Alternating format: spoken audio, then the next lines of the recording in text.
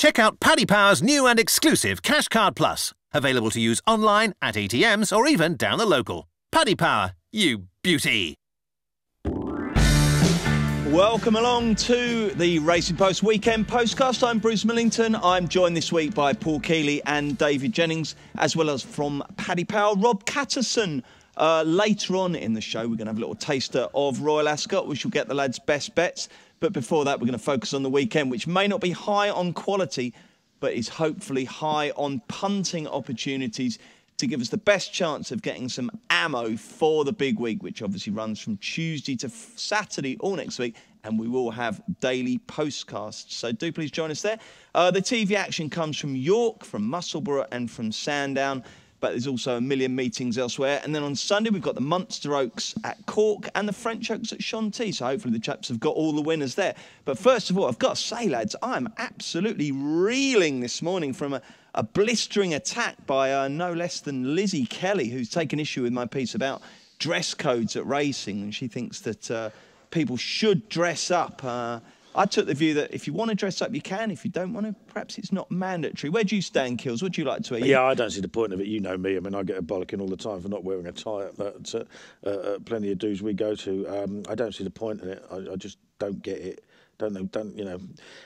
Wearing a tie doesn't stop you from throwing a punch, does it? You know what I mean? It's nothing to do with the social order of things. You know, people will get pissed and have a fight and whatever. Like, you know, dressing down is not going to make you more aggressive. It's nonsense. So why not just go and be comfortable? You know, going in. You know, some courses in the summer you've got to wear a jacket and it's 80 degrees. It's bonkers. Yeah, it's got to be, isn't it? And I don't think, is there a dress code anywhere in Ireland, DJ? No, this is like, I'm not just saying this because you're the editor or anything like that. You are completely 100% right. Who do we think we are to dictate what people want to wear to the races? It is absolute bullshit. And nobody in Ireland would tolerate it. Like, if there was a dress code in Ireland, people would get so annoyed that they just wouldn't turn up. Am I right, Rob? Yeah, without a doubt. Like at the moment, we're struggling to get people to all these big days. So yeah, it should be horses for courses, and you should be allowed to wear whatever you want. Thanks for sticking to that script I emailed earlier. Well done, lads. That's great.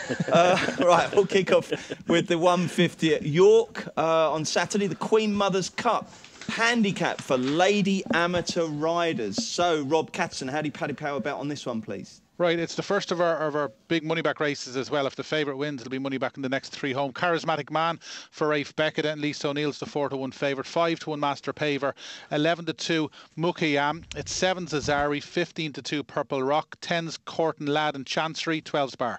So you're saying that if you back the winner, if you have a bet and the favourite wins, you get your money back if you back the second, third or fourth? Yeah, it's 2 races and this is the first of them. So we've been doing it in June so far. I think we're doing it for Royal Ascot as well. Splendid. That can't be bad, can it? Right, Kills, who do you fancy? Well, you know, this is one of just several tough races on the cards everywhere. The thing you have to realise about this is some of these jockeys have very, very little experience.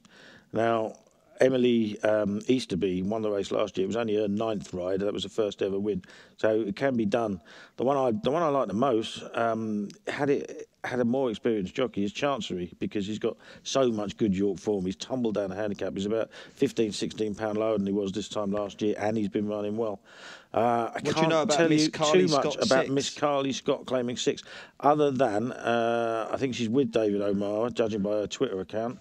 And she's only ridden twice, once last year, once this year. I've watched both videos. She looked competent without ever using a whip. Neither of the horses were any good. So it's hard to tell. But, you know, this sort of lady amateur riders race, they normally go quite hard, and that will suit Chancery. And if you can keep him close up, he'll be finishing better than most. I was looking at the past winners, Kills, and it's not like, you know, the Serena Brothertons in this world absolutely dominate, is it? So no, it's not. More about the horse and the rider. Yeah, and you know, amateur jockeys like anyone else, they've got to start somewhere, haven't they? You know, but you know, it's a big day to be riding in a TV race. I think the 2 horses she rode were rated in the 40s and 50s, like, you know. So this will be a big one for her, but. You know, I do think the horse is interestingly handicapped. OK, so Kills kicks off with a 10-1 shot in Chancery. DJ, you got a strong view? I do, Bruce. There's a lot of things we don't have in Ireland, but one thing we do have a lot of are top-class amateurs. And Lisa O'Neill, who rides Charismatic Man, is towards the top of that pecking order. She won the Kerry National last year. Really accomplished rider. And there was one of these races at Ayr a couple of weeks ago, and she won it on high expectations for Gordon Elliott. She's Gordon Elliott's secretary, isn't she? Is that right? Yeah. Well, she does a bit of everything. He said, like, I remember when she won the Kerry National, he was like, she mucks out in the morning, she drives the van. I think she's a multitasker. But she is a very, very good jockey, and in a race like this, she could be paramount. She won on high expectations for Gordon Elliott in that race at Ayr, and if you actually watch the race, I'm convinced that if she wasn't riding high expectations and one of the others was, the horse probably would have finished 4th or 5th. She was so superior, I thought, in that race. I thought switch jockeys, you have a different result. And Charismatic Man came into my reckoning the last time because it was second to King Calypso at Kempton, and it was a strange race that day because Tyrrell went way off out in front for Fergus Sweeney, and it turned into a real slog, so it did, and King Calypso came from the back of the pack to win it. But Charismatic Man sat second and had to kind of go after Tyrrell because Georgia Cox couldn't let Tyrrell get away, and I thought that run could be upgraded. And I actually think the drop back in trip, it's dropping down a good bit in trip, half a mile, but I think it 1.5 mile handicap at Wolverhampton, and I've always thought that this horse probably wants a shorter trip. So add that to the jockey, and that Rafe Beckett, I think, has had 4 winners in the last fortnight. I think Charismatic Man is actually one of the best bets of the day. Splendid. You kept the best bit till last. It's Rafe Beckett. Excellent. Yeah, I think you might need to be getting the old Rafe multiple out against him, don't because worry. I fancy a couple of his later. Oh, brilliant. Excellent stuff. Great. Rob, have you got a view on this one? Yeah, I had a feeling DJ was going to beat me to it. Charismatic Man, obviously, he's got the form in the book. Like Lisa, she was on the mark at Leopardstown last night. Obviously, she's a Cheltenham Festival winning jockey as well, so she's head and shoulders above the majority of these. And given the Rafe Beckett form, she's definitely the one to be on, I think. He's never out of form. 220, the JCB handicap. DJ, you can go first. Well, I think this Saturday could be a Hamdan Al Maktoum benefit. I fancy a load of his horses running everywhere, and Tanzil is the one that I'm most interested in here. I think I've always thought that he's kind of been a bit of a disappointing horse, and it's hard to believe he's 6 now. But I do think I think this is the perfect type of race for him. Charlie Hills is his team in cracking form. I think 7 is his trip. Now, he hasn't ran for 315 days because I think he was last seen at Newmarket. But I think the trip and the track, it's interesting that they come back to York because its last win was at York as well, over 6 furlongs back, and it hasn't won since 2015. But that was off a mark in 96. It went up to 104. It's back down to 94 now. And I just wonder, with Charlie's horses running so well, tongue strap on, I think this could be the day for Tanzil. I think 14's is big. Okay, Rob, Paddy Powell's latest show, and then your tip on the race, please. Okay, so the latest prices were 6 to 1 about Mazune, Teodorico's 8s, 9s Get Knotted and Shady McCoy. Support this morning for Reputation, that's now 10s, 12s Above the Rest and Muthawitha, and 14s Bar. And the one I like is Teodorico, formerly obviously trained by Jim Bulger. Took him a while, I suppose, to get set or to get used to his new settings, but he's won his last 2, and his last win over course and distance was very impressive, and I think he's obviously now just starting to get the hang of things across the water. So with PJ McDonald on board, it's him for me. Who for you, Kills? Oh, yeah. Does anybody remember the last time York staged an uncompetitive race? It just doesn't happen, does it? They just have runners after runners every race. This race, you could genuinely make a cogent argument for every single runner, but I'm going to go with a big price, an old favourite of mine, Heaven's Guest. He's drawn into stall 2. He's dropped way down. I think he was second in the Bunbury Cup last season off 104 on good to firm ground. He's down to 94 now. He didn't run that badly in the Victoria Cup last time, or at Bath before that, and he normally starts to run himself into form. And the one thing about him is his record at the July Cup meeting is stunning. He's won and been placed in the Bunbury Cup three times, and he will not get in the race if he doesn't win.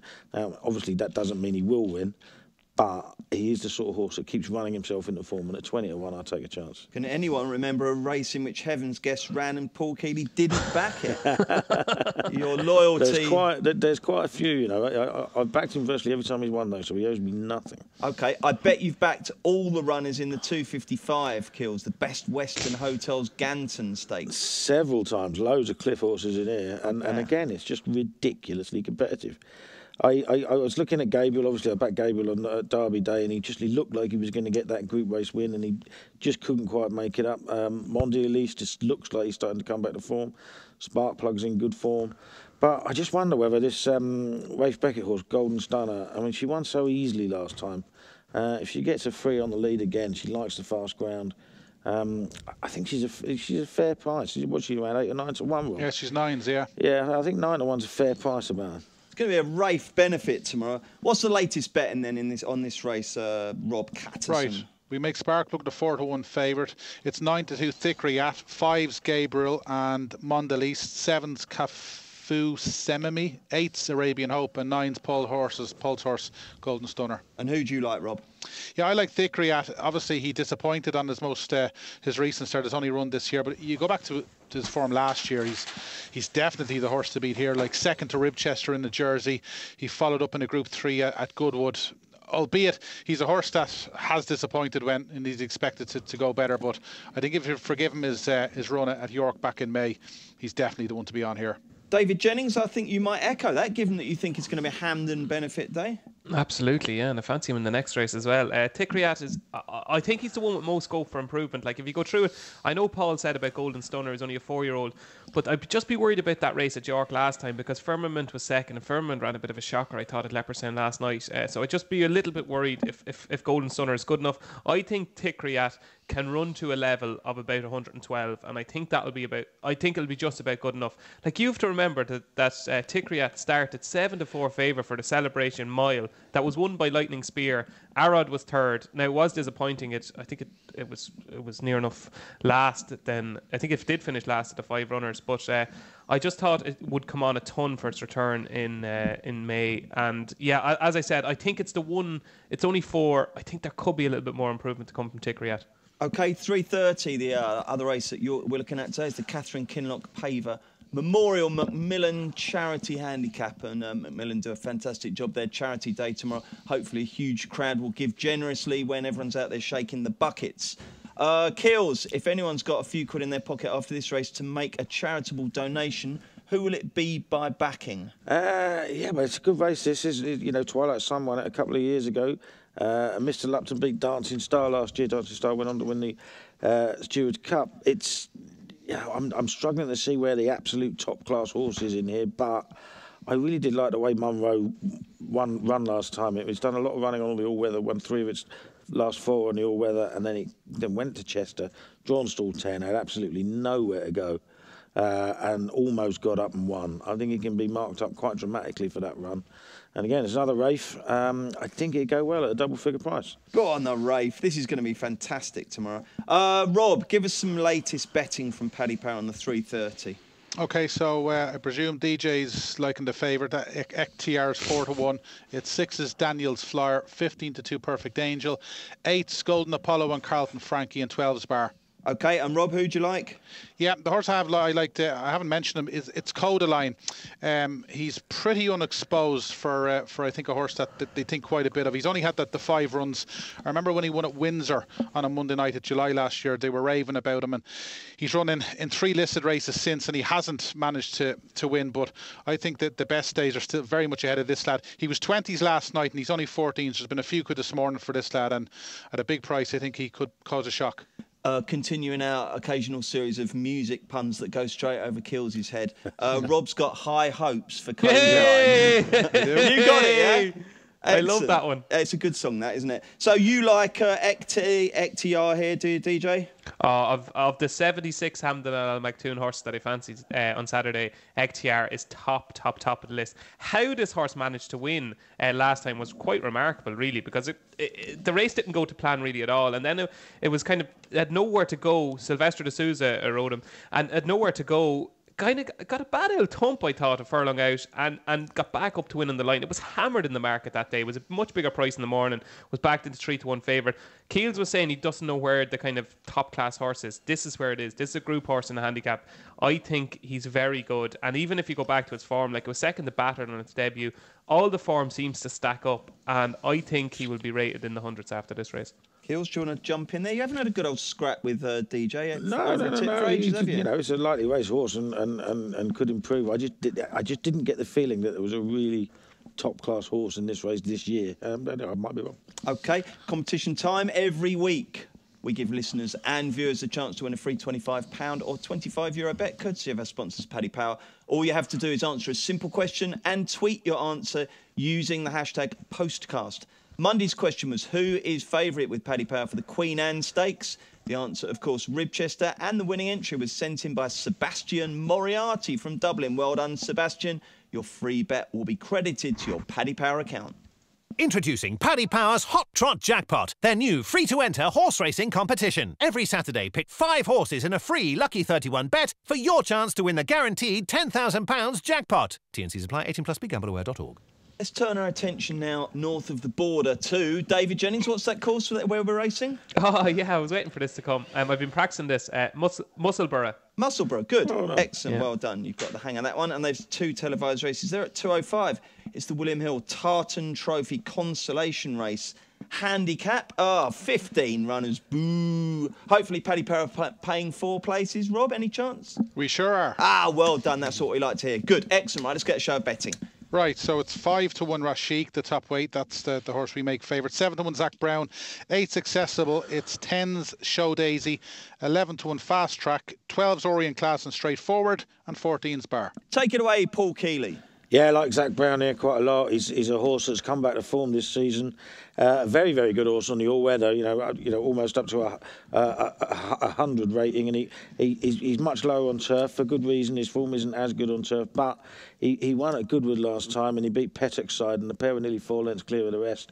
Pettoxide's a real course specialist at Goodwood, and Zach Brown just looks to be in absolute flying form, and he's got a £6 penalty. But if you take Pettockside out of the race, he'd have gone up 14. So, you know, I think he's got a big chance. Do you reckon you'll have 40 quid on him? Or at least. Could be more? Could be more, yeah. All up to win or each way? Well, 15 runners, I'd probably go win. OK. DJ, what do you like? Yeah, I like Zach Brown too. I think that, as Paul alluded to there, I think that race at Goodwood wasn't too bad. I thought Seamster, who finished 3rd that day, ran quite well the other night at Hamilton. Wasn't beaten that far. I think the form of that race is pretty solid in the context of the race. As Paul said, much lower on turf than it is in the all-weather. Sure, it must be up nearly rate 100 in the all-weather, I'd say, Paul. Yeah, it's not far off. It's about £20 difference between them, isn't it? Yeah. Now, the draw, 14 is good, isn't it? Yeah. For the draw, it's a front runner, Yeah. obviously. Yeah. Everything seems to be, all the ducks are in a row for Zach Brown, Bruce. Righty-ho, the lads both like Zach Brown. What do you like, Rob? Yeah, I like the horse 2 Below with Tommy G, one of 2 Jim Goldie horses in the race. He's been running well. He was a winner 2 runs ago. And this conditional Phil Dennis on board, he's ridden 3 winners in the last 2 weeks, so he's obviously a young man going places. Jim Goldie does well in Scotland. He doesn't do that well at Musselburgh, but I think that'll change with Tommy G, one of his 2 runners. OK, let's look at the other live race on ITV4. It's the 3:10. It's the William Hill Scottish Sprint Cup Handicap. Loads of old favourites here, 17 runners. Rob, take it away with a show. Right, we're 6-1 Duke of Firenze, 7's about Orion's Bow, it's 9-1 Caspian Prince and Desert Law, it's 10-1 Kimberella and East Street Review, and we're 12's Bar. Keels, what price are you to have a hard luck story in this race, do you think? Well, I've already got one. Oh, wow. Pretty short, so. In the weekender, I really fancied and I backed anti-post a horse called Edward Lewis. He was an unlucky 4th in the dash at Epsom, and he was the only horse out of the entire 5-day entries that didn't get declared. Yeah, So that is unlucky. a bad luck story. But this little kind of elbow-shaped 5 furlongs at Muss, it does lend itself to a few traffic problems, doesn't it? Yeah, it does. Yeah, it definitely does. But there's a huge amount of pace in here. Have you got over your disappointment and sussed another one? I don't retrieval mission? I mean, I remember criticising Tom Siegel for putting up Gamesome the other day because his horse just doesn't win very, very often. But I thought he ran a really eye-catching race there, and they are going to go really hard. And if he's one of those horses that he does want to come squeezing through, and it might just set up well for him this time. He's about 16-1 shot, isn't he, Rob? Yeah, he is. Yeah, and he's got a good draw. I mean, he's going to have the gaps open for him, but I thought he might go well. Feels like Gamesome, having slagged off the Peerless Price-wise earlier in the week for tipping the same horse. DJ, what do you like? I can't believe the price of Harry Hurricane, Bruce. I thought was quite unlucky at York on its return. Was 4th to Copper Knight, but didn't get much luck. I know every one of these horses, as you said, has been unlucky at one stage or another, but just didn't get to run the race at York. Had been in Maidan, where it performed quite admirably. Was second to Medici Man on its first start at Maidan back in January. I think he's well handicapped still off 98. Now, he's one of these ones, he's going to need luck and run, and he's going to be buried in the pack. But if the gaps do open, I think 16-1 is a big price each way. Okay, Rob, what's your selection? Yeah, I like one of the Paul Midgley runners, Desert Law. He was a good winner at Musselburgh 2 runs ago when Paul had 3 in the race, and this was the outsider of the 3. And at that stage, Paul, I don't think he trained a winner all season. And this lad, he won well that day. He wasn't beaten far in the Epsom Dash. I think back at Musselburgh, I think with the Midgley horses running much better, I think he's definitely a bet around 9s. Jolly good. Let's turn our attention to Sandown. And one race there that we're looking at is the 240. It's the Randox Health Scurry Stakes, a load of 3-year-old fillies legging it down that 5-furlong track. Pretty open betting heat, Rob. Yeah, it sure is, right. So we're 11-4. It's actually just changed. We're 7-2 Copper Knight. It's now 4-1 Fashion Queen. 9-2 Our Dad. It's 11-2 Equimau. 6 is Bata. And we're 10's Bar. I think this is the race last year. Did Easton win this last year, Kills? Would have done me a massive favour. Easton Angel. Might have done. Yeah. Who's going to win this year, Kills? I think this is far more open than the betting suggests, actually, and I might have a sneaky little bet on one of the outsiders called Coropic. Now, at the start of this season, Coropic was entered in a 6-furlong race at Newbury on soft ground, which he had no chance of winning, but all the bookmakers made him 2-1 favourite earlier in the week. Start of the week, he went off 8s and he came nowhere, and then he got stepped up to 7 furlongs at Epsom, which he was guaranteed not to stay, in my view. I think he's a fast ground sprinter, and they're going to go very hard here, and it wouldn't surprise me if he bounced back. He was, she, isn't it? Wasn't beaten a million miles in the Cheveley Park last year at 66-1. We turn to that sort of form. In the Middle Park, it is a he. What am I going mad? Sorry, I'll put you away there. Yeah, no. He wasn't beating a million miles in the Middle Park, and if he returns to that sort of form, I think the conditions are right for it. It's a bit of a stab, but I don't. I thought Fashion Queen, that's one of the favourites. That might have been a bit of an upset. A weird race that it won last time, and suddenly it's a lot shorter. It was a big price when it won, wasn't it? Okie doke. So Kills' pick is Coropic. David Jennings, who's your pick? Sure, I fancy another Hamdan horse here. Batash, I thought was the one. I just have to get this straight. A high draw sprint Sandown, isn't it? No, low. Low. Okay. Well, that is no help to me. So I just worry that he's very headstrong as well. He's another one that might blast out. Yeah. What they're going to have to do with him here is that obviously I was thinking if he was drawn on the rail that they tuck in and get a bit of cover, but he'll obviously have to swoop across and might get caught on the outside. But I do think he's one of these sprinters this season that could blossom as a 3-year-old. It was third in the Cornwallis to Miss Danvers on its last start last year. I thought that was a decent run, especially in the context of this race. As you said, Our Dad was very disappointing on its return. Bit worried about the draw now for Batash, but not a really strong view in the race, but that would slightly be the one for me. That Copper Knight is really progressive. Obviously, it won very well at York last time, but it was trained by Hugo Palmer last year, and he ran sideways when he ran at Sandown. I've no idea why he did that, but it's just one run at Sandown and he just went straight across the track. Oh, blimey. DJ, in case you watched the video of this later on, I did yawn very loudly during your bit. It wasn't because what you were saying was boring. I'm just quite tired, that's also. I'm well used to that, Bruce. Don't worry. No, honestly, it was fascinating. Join the club. Well, yeah, you've got a good excuse, haven't you? Been out doing Ascot previews all week, haven't you? And drinking heavily. Mm-hmm. Rob, who do you like in the Scurry? Yeah, luckily it is a low draw that you want at Sandown, because I fancy Our Dad in stall 1. I know DJ said he disappointed the last day. There obviously is the worry that he hasn't trained on because he was bad the last day. But if you go back to last year's form, like winning the Flying Childers, he was sent off a 10-1 chance for the Prix de l'Abbé. I think he's worth a second chance. I think Sandown will suit. I think he's got a good shot. Our Dad, trained by John Gosden. Here's a quick question for you each. Where do you stand on Matt Chapman not being allowed to do the Derby presentation because he called him Johnny G in the Oaks one? Keels? Well, I personally think it just shows how stuffy racing is, isn't it? Fair enough. And they could, like Matt said, if they wanted him to do it differently, they only had to ask, didn't they? Yeah, DJ? Well, I think when you book Matt Chapman for something like that, that's what you're going to get. So I've no real strong opinion on it now, but I thought it was a bit harsh on him. Okay, Rob, where do you stand on the Johnny G debate?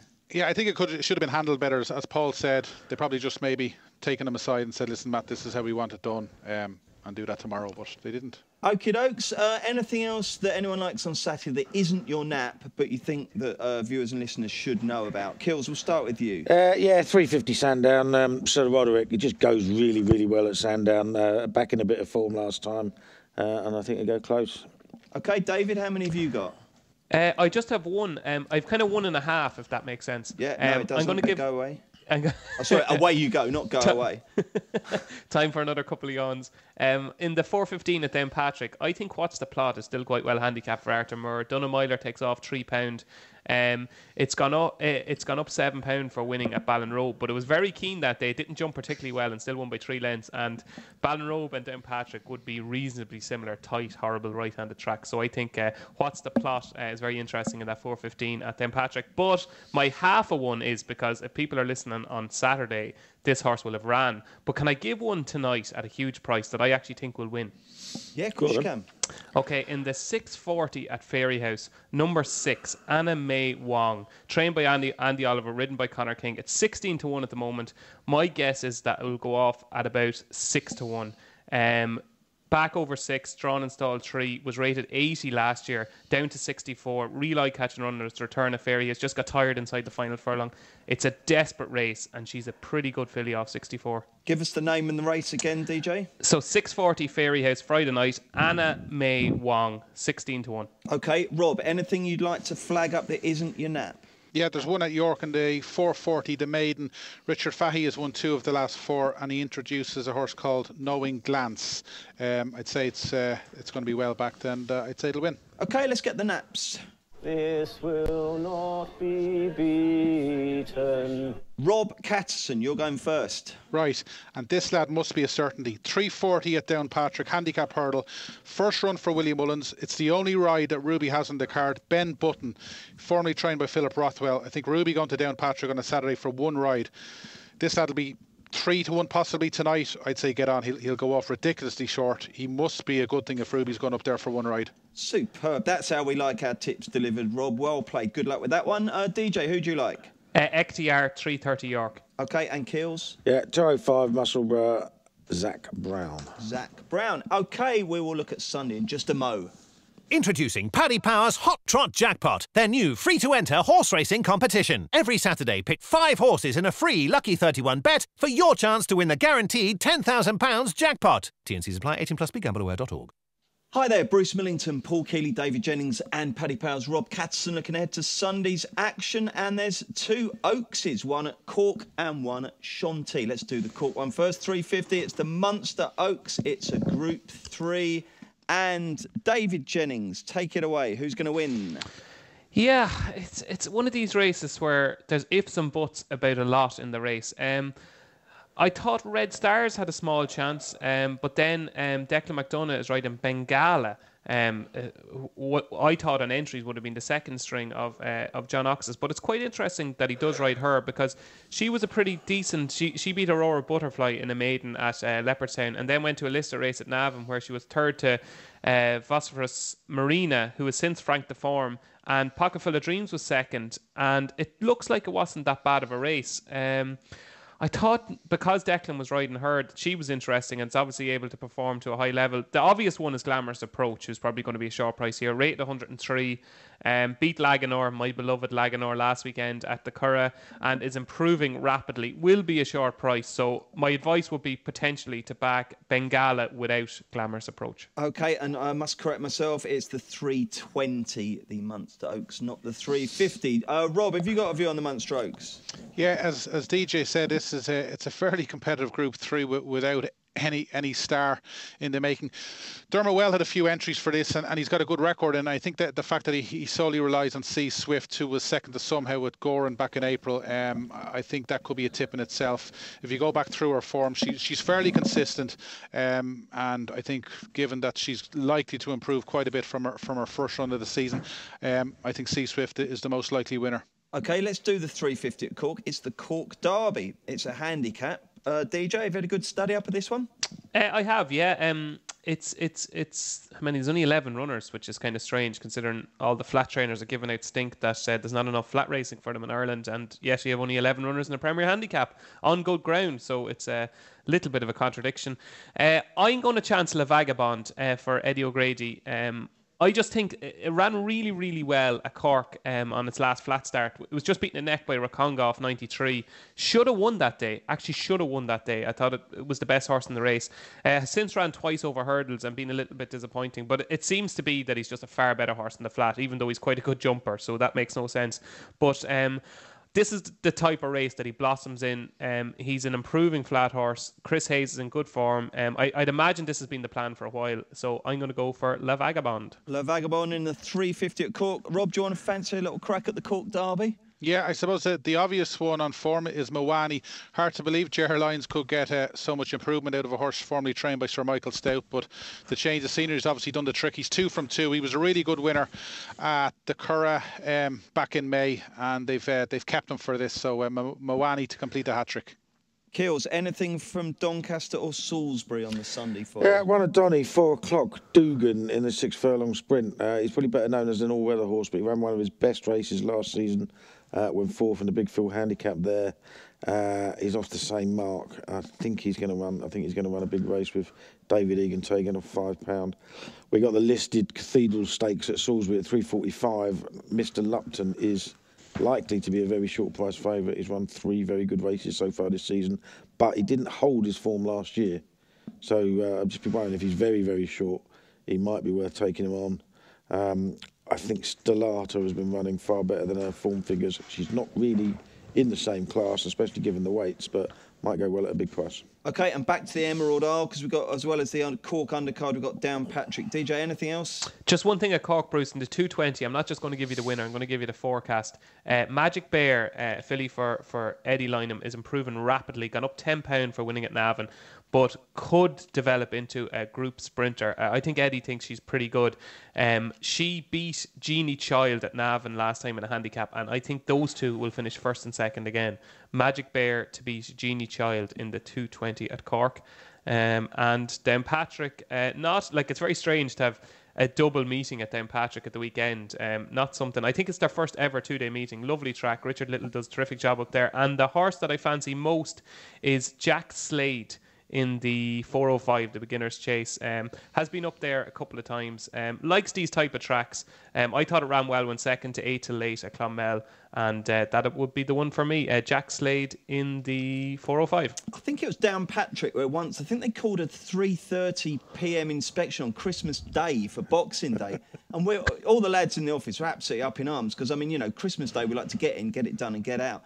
So I rang the fella up. I said, look, 3:30 Christmas Day for an inspection. What are you doing to us? This is unbelievable.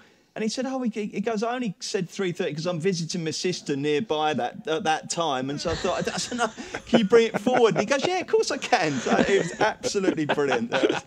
It was fantastic. Anything else in Ireland that we should be backing on Sunday, Rob Catson? Yeah, the only one that I gave a shout to in the 4:35 at Downpatrick, Cecil Corbett. He ran well at Listowel behind Dean's Road in probably a better race than this. He is a little bit hit and miss, but Davy Russell's on board, and I'd say he's got a pretty good chance. Cecil Corbett, previous course winner in the 4:35 at Downpatrick. I think he'll win as well, actually. There you go. Right, we'll stick with you, Rob, for a show from Paddy Power on the 3:05 at Chantilly. It is the Prix de Diane Longines. Yeah, it's the French Oaks. We're 6-4 about Rhododendron. It's 15-8 Shutter Speed, who was pretty much favoured all week. 9-2 about Terrakova.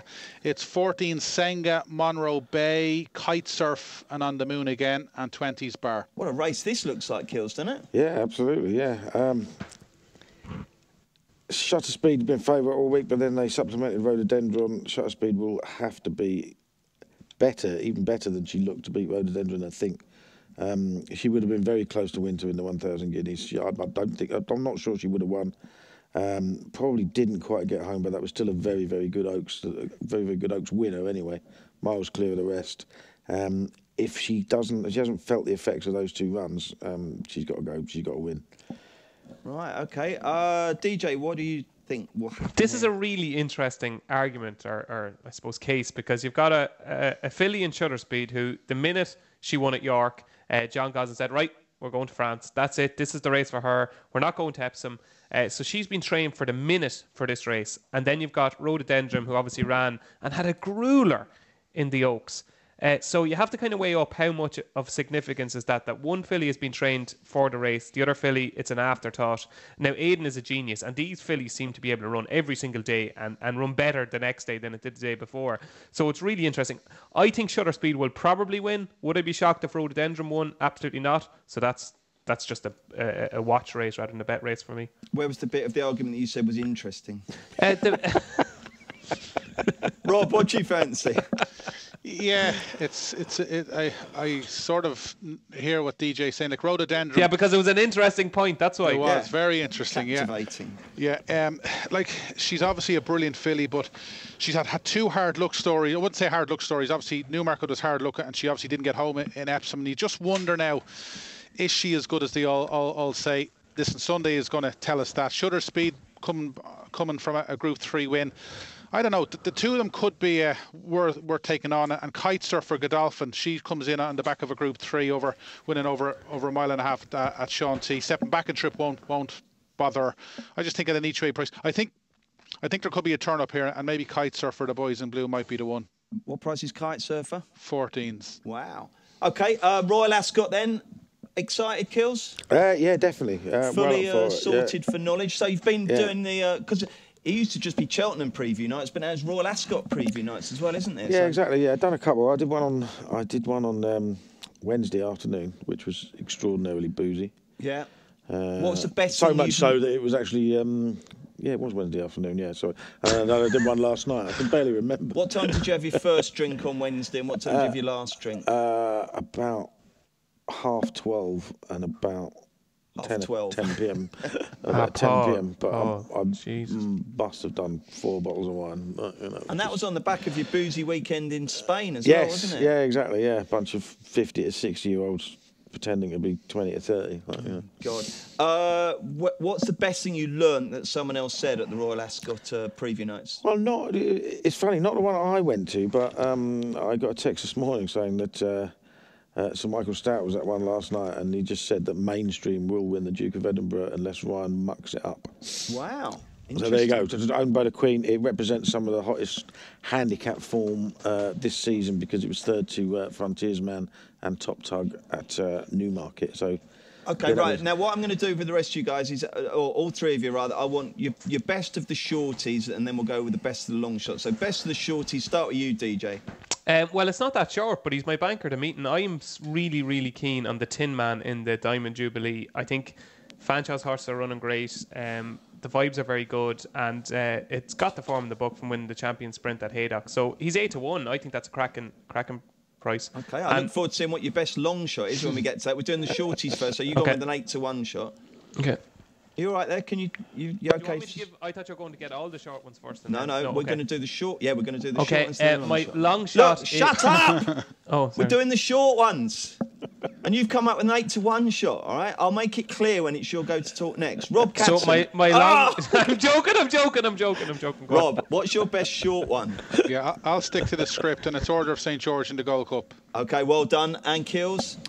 Well, last night at the Ascot preview, Adrian Beaumont was there, and he looks after all the foreign runners, and Wesley Ward won't have Happy Like a Full Beat. And if you look at the form of the British and Irish fillies over 5 furlongs, none of them are any good. What day is that? Probably worse than last year. That is in the Queen Mary on Wednesday. Okay. Right, David Jennings, what's your best long shot? Start speaking now. It's in the same race as Paul. It's in against Happy Like a Fool. Mamba Noir, 33-1, trained by Ken Condon. This is a whiz. She's really, really quick, and she's far better than she looked at Naas last time. 33-1 each way. Mamba Noir in the Queen Mary for Ken Condon. Well done, DJ. Rob Catson, your best long shot. Okay, I have 2, okay? Yep. The best long shot is Aqaba in the Coventry. He ran it, obviously, in the Curran, really soft ground, and he didn't really fire, but Charlie Appleby has given a really upbeat bulletin. He's 20s for the Coventry. I think he can bounce back. He's a previous Ascot winner. But my bet of the week is in the Albany. It's not Jessie's Alpha Centauri, but it's Aidan September. I think she could be the real deal. She was brilliant at Leopardstown. She was the only Aidan O'Brien trained 2-year-old to win on her debut, I think, this season. I think she could be the next big thing. She's 7th for the Albany, and I think she'll lower the colours of Alpha Centauri. Word on Wednesday, I heard that she Doesn't may run. well be Doesn't going, run.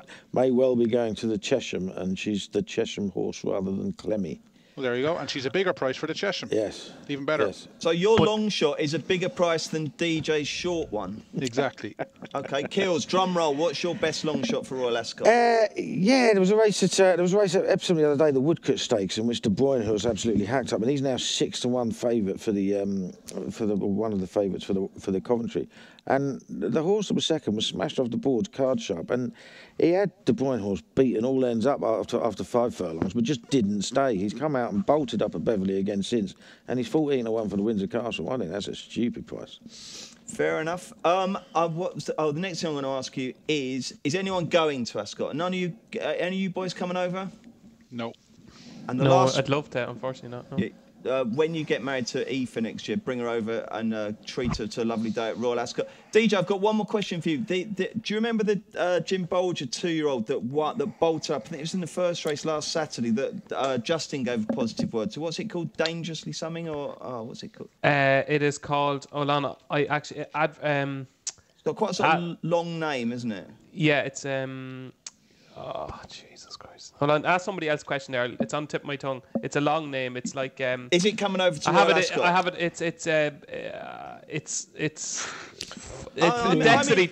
Dexterity. Verbal dexterity. Exactly. You were showing no verbal dexterity there. Is that coming over to Ascot, do you know, DJ? I think so, yeah. I think he's got him in the Coventry, I think. Very interested in that one.